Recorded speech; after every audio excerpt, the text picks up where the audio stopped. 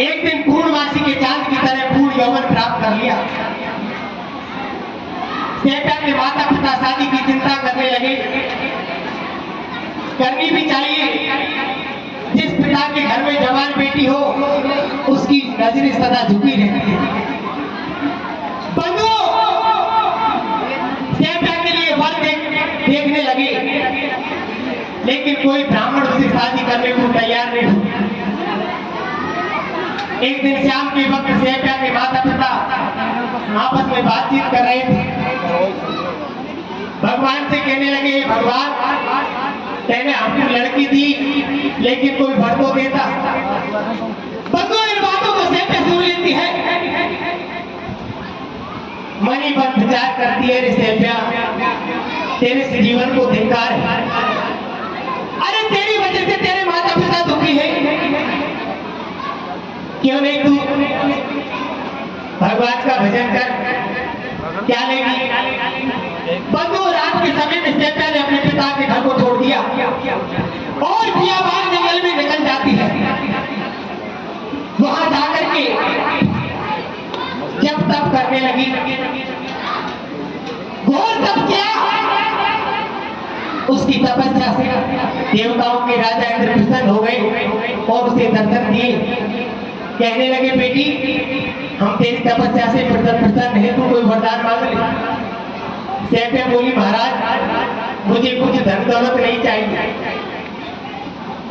अगर आप मुझे देना चाहते हैं तो मैं मानती हूँ, मुझे बैकुंठ का वास मिलना चाहिए। सज्जनों, इतनी बात सुनते ही इंद्र मना कर देता है। कहने लगा, बेटी ये वरदान तुझे नहीं मिल सकता। सेठा बोली, महाराज क्यों? इंद्र समझाने लगा, देख बेटी तू जात से औरत है और औरत जात का धर्म होता है वो पहले अपनी शादी करे, ससुराल जाए, सास ससुर की सेवा करे, पति की सेवा करे, तब जाकर के स्त्रियों को बैकुंठ मिल सकता है। सेठा बोली, महाराज कोई ब्राह्मण शादी नहीं करे तो मैं क्या करूं? इंद्र कहने लगा, बेटी इस बात की मैं तुझे गारंटी देता हूं। अरे तू तेरे घर की तलाश कर, कोई ब्राह्मण उससे अवश्य शादी करेगा।